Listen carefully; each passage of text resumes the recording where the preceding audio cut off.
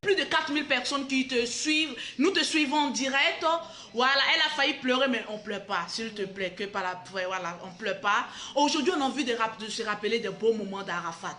Donc, dis-nous, comment vous vous êtes croisés? Comment? Comme je disais, on était dans un bar. C'était à l'anniversaire de l'une de mes copines. Et moi, j'étais en train de danser sur la piste des danses. C'était chaud. Je crois que c'était en 2015. En 2015.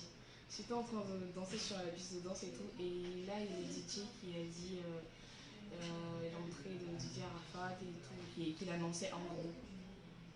Donc moi, j'étais en train de danser. Après, je suis allée m'asseoir sur ma table. Je vois, il y a des seaux de champagne qui viennent.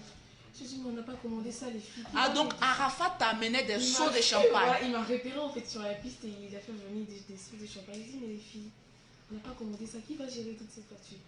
Et il y a le serveur qui s'est approché de moi qui m'a dit, non, ça vient de DJ Arafat. Elle a dit, lui, merci. Le serveur est revenu après, il dit, il se veut ton numéro. Il dit, c'est pas possible. Ah, donc le serveur revenir prendre ton numéro. Voilà. Et toi, tu as dit, c'est pas possible, tu donnes pas ton numéro au grand Arafat. Justement, en fait, c'est ce qui a fait que... Et puis, cette scène-là s'est répétée peut-être 3 à 4 fois. On s'est croisés dans plusieurs coins. Et j'ai pas voulu lui parler, en fait, je l'ai nargué, tu vois. Pourquoi? C'était une stratégie où mais tu voulais te faire désirer. Non. Mais tu l'aimais en ce moment. Oui, mais bon. Tu l'aimais, mais tu te jouais un peu au dur parce que non, on se connaît. C'était Arafat, tu avais peur. Voilà, quand tu entends Arafat, un peu, tu te méfies. Donc, en gros, c'est ce qui l'a énervé, c'est ce qui a fait que... Il dit, non, cette fille-là, quand je vais la voir, toi, tu le connais. Donc, il est passé par tous les moyens et à plusieurs reprises, il a essayé. Même Olo, ils étaient là, tout le monde était là. Donc, au début même de notre relation, là, les gars, ses amis se moquaient de lui parce qu'ils me disent que mais cette fille-là, tu as cherché. Il dit, mais c'est pourquoi elle est là aujourd'hui? C'est pourquoi elle est calée? C'est quoi ça, ils vont s'aider encore? Parce que la vie foutait sur moi au début quand il venait la draguer. Voilà, du coup, aujourd'hui, on est là. Ok, donc Arafat t'a dragué à plusieurs reprises, Oui. d'où il a tapé. Moi j'avais peur au début parce que c'était Didier. Du coup, je dis, mais ce gars il est pas sérieux. C'est vrai qu'il m'a amené des champagnes, mais je pense qu'il paye les champagnes pour tout le monde. Voilà. J'avais peur en fait, j'étais sur mes gardes. Tu étais sur tes gardes, tu te disais c'est Arafat, Oui. il n'est pas sérieux. Oui. Et toi tu voulais faire du sérieux? Bah, lui, déjà je l'aimais, j'étais une de ses fans déjà. Du coup, là, quand il s'est approché de moi, j'avais peur, mais je l'aimais beaucoup. Donc du coup, j'ai essayé de prendre sur moi, de refuser. Et moi, après, j'ai vu que s'il insiste, c'est qu'il veut vraiment de moi. Donc du coup, après, je me suis laissée faire. Voilà, il y a les Chinois qui disent qu'on n'entend pas bien. Parce que je suis malade. Elle est malade parce qu'elle est malade. J'ai fait 2 jours à l'hôpital, j'ai chopé une grosse crise de base. Du coup, ça m'a ramené à l'hôpital, j'ai encore des séquelles. Ah oui, donc tu sors comme ça de l'hôpital, ouais, donc la mère de la Chine ne se sent pas très bien, voilà pourquoi sa voix est un peu cassée, elle a fait une crise d'asthme. Donc voilà pourquoi, excusez-moi si je prends beaucoup la parole, parce que au fait, comme sa voix ne sort pas, je suis obligée de redire c'est dit. Donc désolé pour les personnes qui disent non, Lolo faut t'aider, je sais qu'on est fatigué de ma voix, mais dites-moi aussi merci parce que c'est grâce à moi qu'on est ici aujourd'hui. Voilà. Donc je vais fermer ma gueule, oui je vais la fermer s'il vous plaît. On va écouter voilà la femme d'Arafat s'il vous plaît. Donc la femme d'Arafat nous a dit que Arafat l'a draguée à plusieurs reprises. Elle a refusé. Non, pas parce qu'elle ne l'aimait pas, mais elle avait peur. Je me méfiais. Tu te méfiais.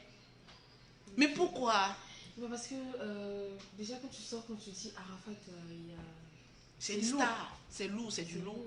C'est lourd, on dit, il est plus... Je pense qu'il n'avait pas... selon ses conquêtes, il n'avait pas vraiment une bonne réputation. Lui, là, il sort avec tout le monde. Lui, là, il fait ci, il a ego ici, il a ego par-ci. Donc, du coup, là, ça faisait tellement peur. Voilà, donc j'ai préféré rester sur mes gardes. Ok. Et à la fin, j'ai cédé. Sinon, explique-nous comment tu as cédé, comment ça s'est passé. Le premier tatami, comment ça s'est passé. Oh, notre question aujourd'hui, quand tu as accepté d'être avec Arafat, comment il se comportait? Est-ce que Arafat, il est câlin ou bien il est au lit? Directement au lit, oui. Comment il est? S'il est amoureux, il a attaché. Nous, on veut tout savoir aujourd'hui. On veut tout savoir.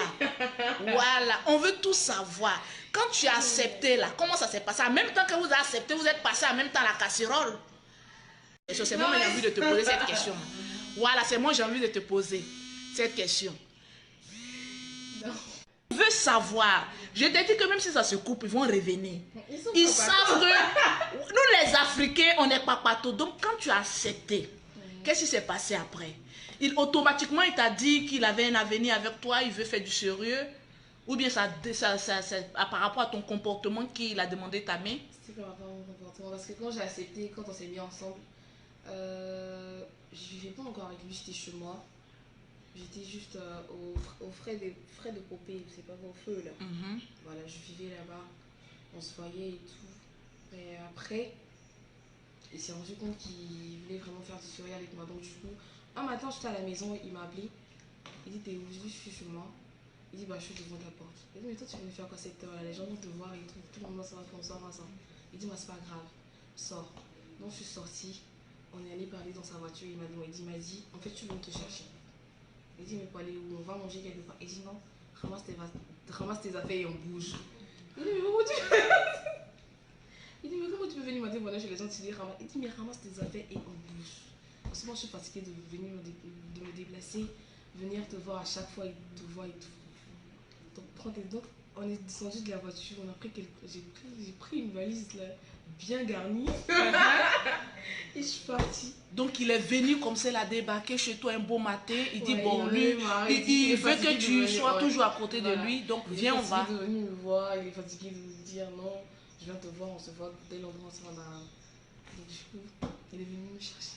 Donc il voulait faire du sérieux, il t'aimait. Oui, apparemment. Il t'aimait. Il m'aimait vraiment. Il m'aimait vraiment.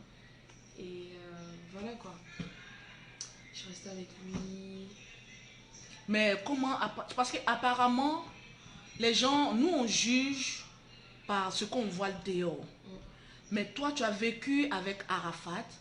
Tu es amène de nous dire quelle est la vraie nature d'Arafat DJ. Est-ce qu'il est comme ce qu'il montre sur les réseaux sociaux ou bien il est une autre personne? Pas du tout. C'est quelqu'un de timide, comme je l'ai dit dans le live. C'est quelqu'un de très timide. C'est pourquoi il avait tout le temps des lunettes. Il mettait tout le temps des lunettes quand il sort. À la maison, c'était le père parfait en fait.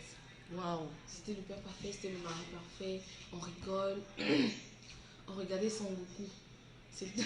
Son Goku, c'est là où... Claude Despetit. Ah.